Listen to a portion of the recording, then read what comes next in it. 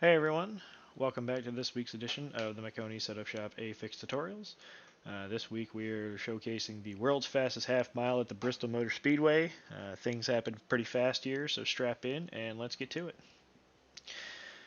it. First thing we're going to get into, just like every other video, shifting. I just want you guys to know that this run was done in fifth gear. I don't see fourth gear being an option, even though the range between fourth and fifth are pretty close. I think fourth gear is just going to melt your tires, and it's only going to be good if you're running the bottom. Either way, I still don't think it's worth it. Fifth gear helps save the tires a little bit, and there's not really much difference in performance between the two. So sticking with fifth gear throughout the race.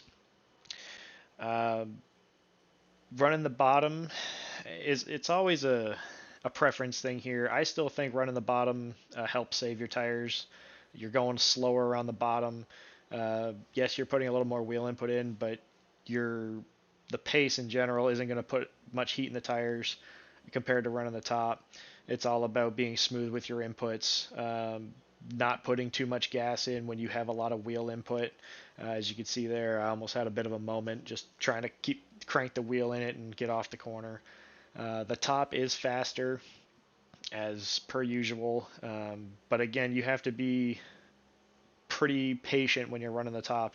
This was a really easy racetrack to get in trouble at if you're trying to hustle it too hard. The wall is going to jump out and bite you, or you're going to find that you're going to have a moment coming off of a corner, particularly turn four because it's a tighter radius. Uh, if you have a lot of wheel input, it could get loose and snap out from you really quickly. Racing, whichever lane you get stuck in on a restart, you're obviously going to have to uh, deal with that lane and make the most of it. If you're on the bottom, there's a lot of speed on the bottom when the tires are fresh. So if you have a restart and you just pit and put tires on, for example, later in the race, there's no need to panic. Yes, the top is going to be dominant, but there's still a lot of speed on the bottom. Another thing to point out, if you're racing somebody and they're running the top all the way around the racetrack, it's not a bad idea to enter in the middle and then pull it down on exit. You get a good drive off. You tend to keep your speed up in the corner running that middle lane to start with, and then hopefully you can get a good launch off, get the nose pointed straight coming down the corner. Another important thing to note, if you do have to pit here for whatever reason, it is a single pit road, so no matter what, doesn't matter if it's under caution or under green, you're pitting off of turn 2. I just want to make that a point because it's really easy here to be pitted on the front straightaway and think you only have to pit on the front straightaway, whatever the reason might be, and then you have to do a penalty because you didn't enter the pits properly. Okay, just like super speedway racing, in a sense, you're going to want to go in whichever lane um, is moving best for you. Okay, dirty air isn't really a big factor here. So riding behind somebody is fine, but if you want to pass somebody, okay, if they're running the top, you don't have a choice but to run the bottom unless they make a mistake and slip up, right? So we're going to go on the in-car here so you guys can get some visuals.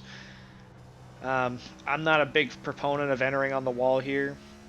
I like to turn down a little bit and give myself that buffer, kind of like running a diamond through the corner even when you're running the top. The bottom, if you can, I overdrove this corner. As we can see, it's not a very good corner.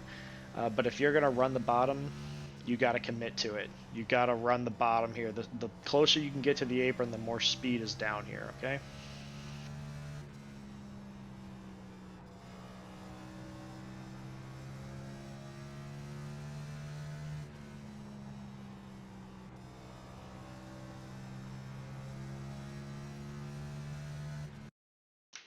Okay, guys, a couple things to touch up on.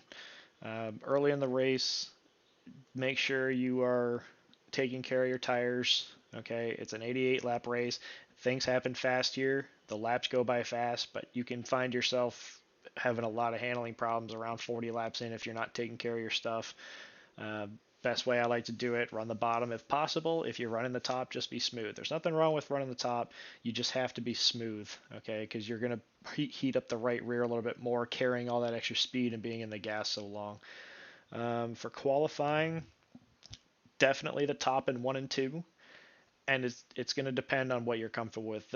I find that the bottom in 3 and 4 is better because you have a shorter radius. You don't have as much time running the top to make up that distance to get to the start finish line for a hot lap, but both are pretty equal. I hit a 14.568 running top in 1 and 2, and then bottom 3 and 4. And I also hit the exact same lap running top 1 and 2, top 3 and 4. I quite literally hit the exact same lap. So I feel like it's preference as to what you're more comfortable with. Okay, guys, that'll do it for this week's video. If you find that this video was helpful, please consider leaving a like.